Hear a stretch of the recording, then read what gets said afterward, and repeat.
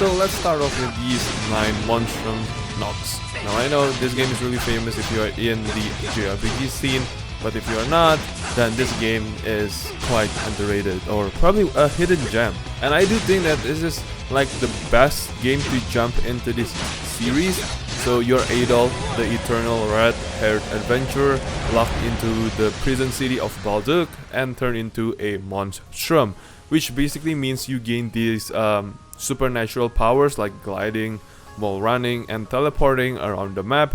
That traversal completely transforms how you explore, making the whole city this giant playground you tear across at full speed. But the combat is the real reason to be here. It is fast, fluid party-based action where you swap between characters on the fly, each with their own attack style, dodging and chaining skills, together into these gorgeous flashy sequences. Nailing the flash dodge and slowing time right before a big hit never stops feeling great. And the music, oh my goodness! Falcom soundtracks are legendary for a reason, and Use 9 absolutely delivers, packed with these driving guitar heavy battle themes that make every fight feel like an event. It's the kind of OST I would happily listen to on its own, and it does so much to sell the energy of the action in this game. The party of Monstrum is like a likable bunch too, and the character is very likable, each with their own backstory threaded through the central mystery, and the city slowly opening up as you unlock more abilities keeps the momentum going.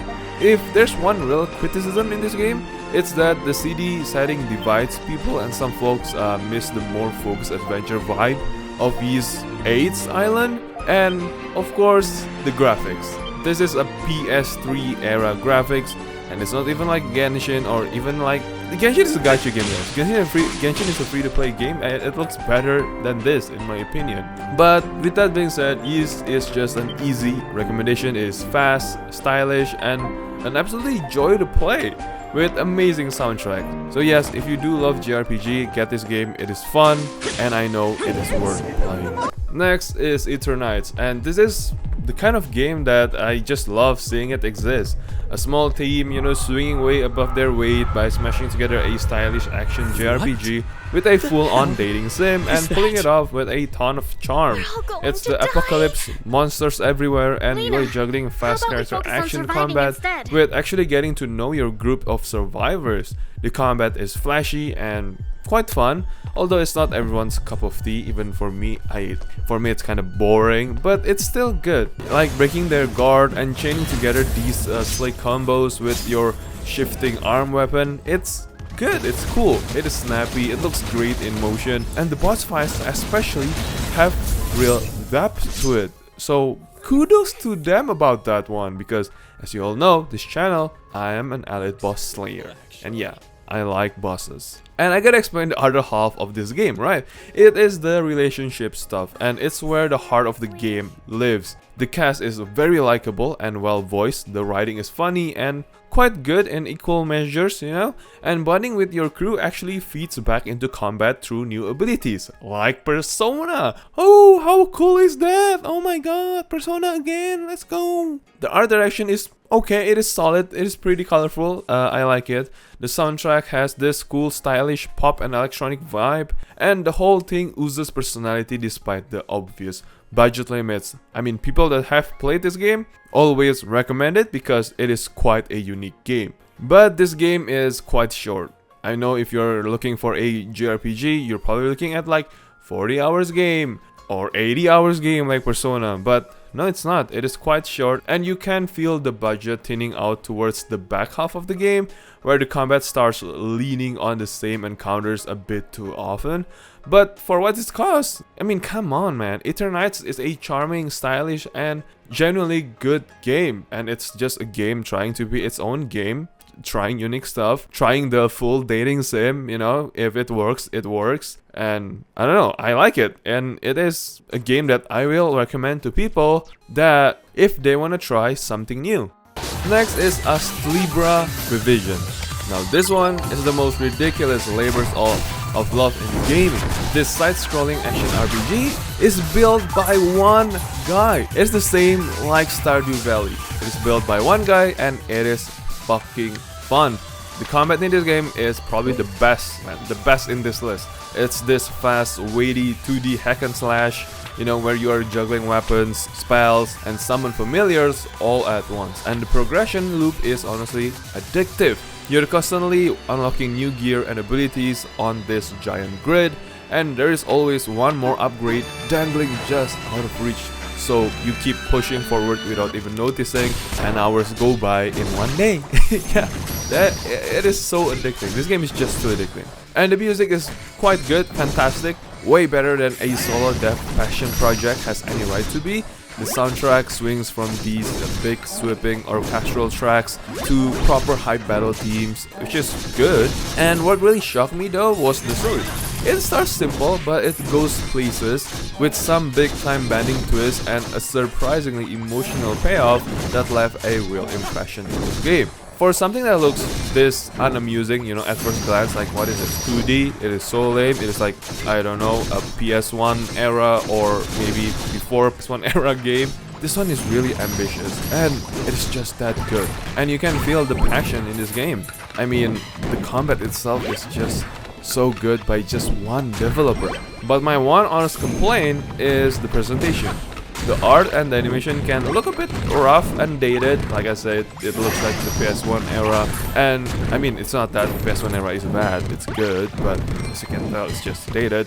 And the opening hours of this game is kinda slow before the systems really open up, so it asks for some patience early on. So yeah, be patient with this one, but it's all gonna be worth it. And you're gonna be having a ton of fun playing this game, and probably the best value in any action JRPGs or action RPGs on Steam. So if you like satisfying combat and meaty progression, do not sleep on this one. Freedom Wars Remastered. It is a game I'm really glad finally escaped the PS Vita, because for years it was this cult favorite almost nobody could actually play. It is set in a grim future where every human is born with a million-year prison sentence just for existing, and you chip away at that sentence by going out and hunting these giant mechs. The hook is the Thorn, a grappling whip that lets you zip across the battlefield, latch onto a towering abductor, and physically rip its limbs off while your squad piles on. Insanity, bro! The remaster smartly remapped all of this to a proper controller, so the Thorn feels way more fluid than it ever did on the handheld, and tearing a massive machine apart piece by piece is so satisfying. Like, come on, look at this! Like, how can you not love this game just by that alone? And it is also dripping with style. The dystopian setting is one of its best features, with this whole social credit nightmare, China, where standing still too long literally adds years to your sentence, and the teens hit harder now than they did back in 2014. It runs at a clean 4K and 60 FPS on modern hardware too, of course, this is a PS Vita game, and the multiplayer is where the combat really sinks, and surprisingly, this game has multiplayer and it is actually good. It's not just some random added multiplayer, no it's not, it's like teaming up to bring down an abductor with, you know, 7 other people is a genuinely fun time. But as you all know, I play this game solo all the time, so yeah. And if I've got a real complaint, it's that it shows its age in places, and the missions can get a bit repetitive. I mean, it is a PS Vita game, you play this, you know, on your leisure time, probably like an hour, not like 5 hours right at one go. I mean, you can do that, but come on, it's PS Vita. And weirdly, they kept this all text-to-speech voice for some of the AI characters, so half of your conversations have words being mispronounced constantly, which gets irritating or annoying at times. But other than that, this game is good, this game is so addictive, this game is unique, this game is fun, and you can play this one with your friends. So yeah, and of course, just grab this on sale, because I think the full price for this day and age is too expensive, and this is like a 12-year-old game. So yeah, get this one on sale to have a fun time. God Eater 3, and yeah, I know this is basically Monster Hunter, but it is obviously darker than Monster Hunter, and I just like it. I mean, this is probably the first game of this hunting-esque mission that I really like. I usually don't like Monster Hunter until this game, because before I just don't like Monster Hunter because I think it's boring, right? Because I think it's not anime enough in Monster Hunter. So you are an adaptive god eater wielding a god orc hunting these massive monsters called Aragami across the world that's basically being swallowed by ash. What sells this game is how aggressive and stylish the combat is. Like I said, man, this game is super anime. Your weapon shifts between melee blade, gun, and shield forms on the fly. So you are cutting an Aragami apart up close, then snapping into a ranged form to fire off bullets, then biting the enemy with a devour move to power up. The new acceleration triggers and burst arts in this entry crank the combat way up, letting you dash around the battlefield and chain these big flashy combos that feel brilliant once you have got the rhythm down. It is snappy and more forgiving than its rivals. I think that's why I like this game more before Monster Hunter World, which makes it a great time, even though it is a very old game. And I think you need to try at least once off if you do like Monster Hunter. Presentation pulls a lot of weight too. The Aragami designs are great, it is fantastic, it is grotesque. The enemy art direction is good, and the soundtrack is absolutely fantastic. The boss themes especially have this big orchestral and electronic energy that makes the tougher hunts feel like a real event. But for the story, I mean, it is a generic anime story. It is well made, but it is not something to be wow about, right? If I'm being honest, yeah, the story is the weakest part. But again, it is perfectly fine. It is just an anime story. It's just predictable and the cutscenes can drag when you are itching to get back into a fight. But I think that's pretty much it. Oh, and probably the post game in this game can, run a bit thin once you have cleared everything.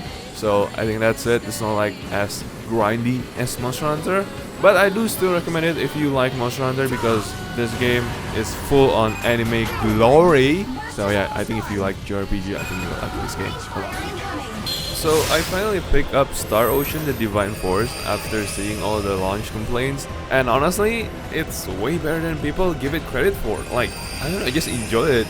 So after just in a few hours, the combat is really good, fast, fluid, and actually rewarding if you learn how to play the game, like chaining your attacks. You're constantly switching weapons mid-fight, dodging into parries, and building combos that feel awesome when they land. I like how deep the gear crafting system is too.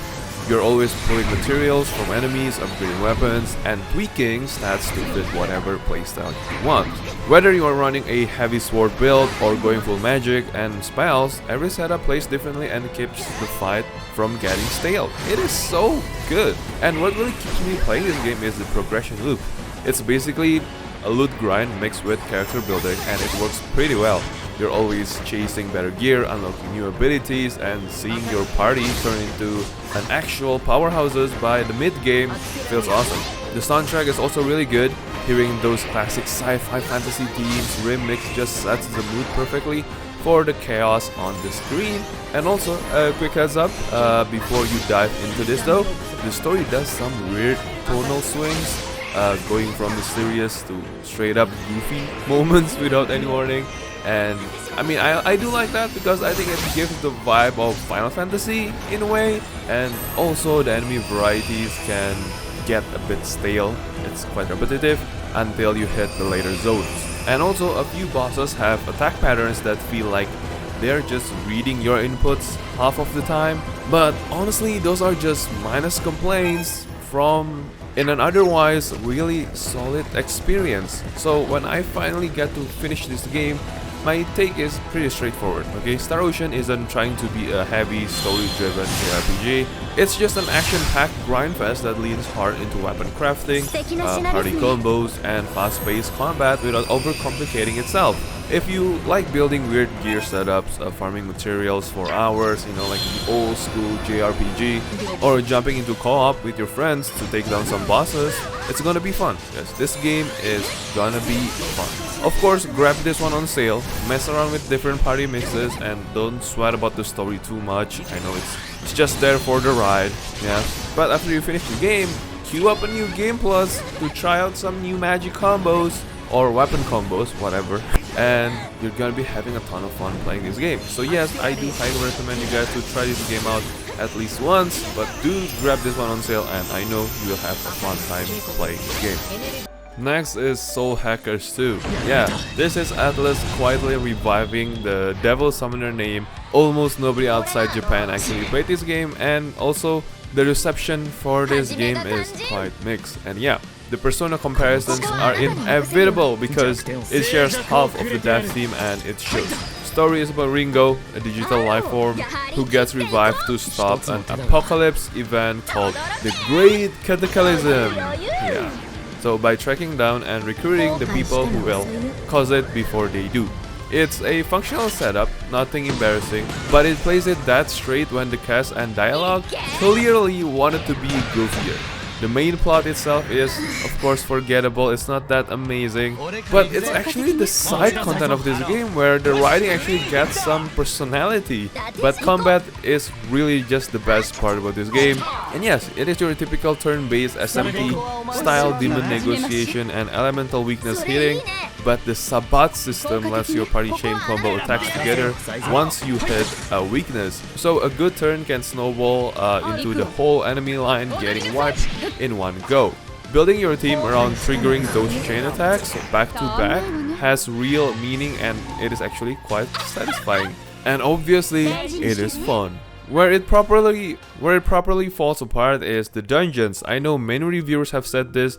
The dungeons, man, you're just running the same 3 or 4 reused environments on loop for the entire game. Same hallways, same corridors, barely without any variety.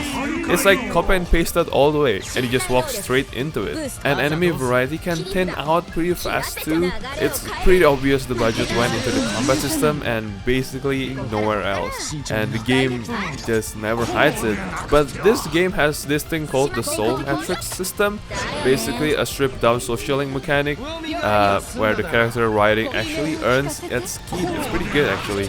Each party member has a personal arc and it is quite interesting. Soundtrack in this game is good. It's moody, you know, this synthetic style. I don't know how to explain it, okay? It's just this vibe, sci-fi, cyberpunk-ish vibe. So, bottom line about this game is the combat is super solid, soundtrack is good, but the story is bad.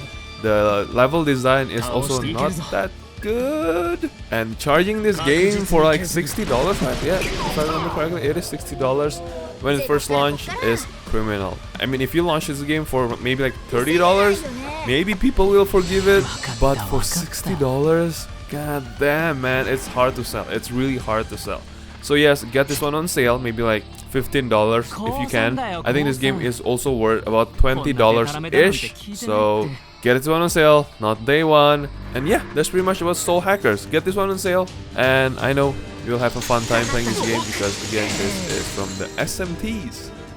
And the next is Stranger of Paradise Final Fantasy Origin. Now, this one is a weird one to talk about because everyone knows that this game is all about chaos, thanks to the main protagonist always talking about it. And look, I know this story is genuinely trash, but it is so trash that it is so funny, and I end up enjoying the funny bits here and there, and also the story here and there. It does make sense from the Final Fantasy universe, so I think kudos to them for making the story make sense. Now, the actual reason to play this game is of course the combat, full stop, nothing else. Guys, just the combat. Team Ninja took the Neo formula, sanded down some of the more punishing edges, and just chuck it in Final Fantasy, and with the job system at that. So it is really good. You are swapping between warrior, black mage, samurai, dragoons, and tons of jobs in this game, each with proper distinct moveset and stance. Amazing, like breaking enemy shields, chaining soul bursts of the break, juggling elemental weaknesses. There is real depth here, if you are willing to sit in the menus and build a job around a specific boss, instead of just mashing through it, you can. But where it falls over is everything around the combat. Mission structure repeats hard. I mean, you are cycling the same 4 or 5 environments types, with barely any level design to speak of, mostly corridors leading to the next fight. Also, the difficulty is kind of all over the place. I mean, come on, man, it's not balanced, but either way, I still enjoy this one. That is why this game is sitting in this list, on my list. And I can guarantee you guys will stay playing this game just because of the combat, because the combat alone is so much fun. The post-launch support was actually solid.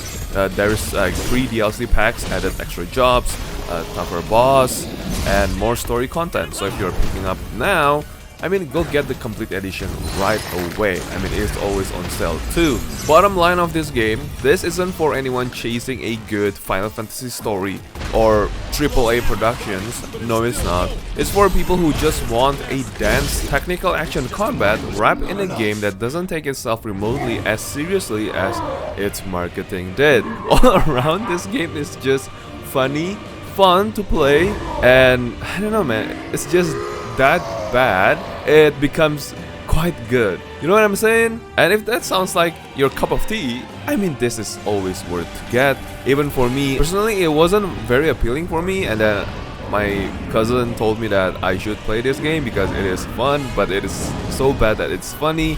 So I did, and then I end up loving this game. So that is why I think that this game is quite underrated. And of course, go get this one on sale.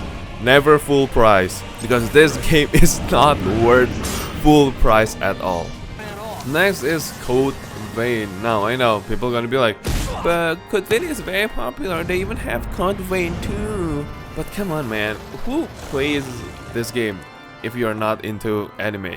Code Vein, honestly, it is really fun, more fun than I expected when I first played this game. The combat is good, I mean, it's fast, fluid, it's like Elden Ring. It's Souls-like, obviously. The type of game that's gonna satisfy you, and it's gonna feel very rewarding. You have this blood arts, you know, chaining blood arts together and swapping blood codes mid-fight. It's really awesome. Instead of just the basic Dark Souls like mashing square or X or dodge roll or yeah.